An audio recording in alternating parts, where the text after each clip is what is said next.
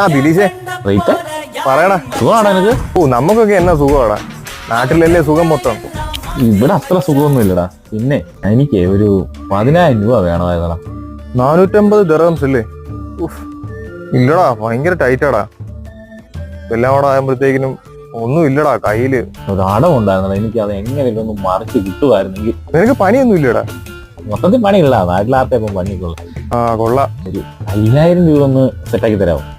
ഓ ഇല്ലടാ, അതും നീ ഓർക്കണം, പച്ചറൊട്ടി കുബൂസും ഒക്കെ തിന്നോണ്ടാ ഞാനിവിടെ നടക്കുന്ന മൊത്തം.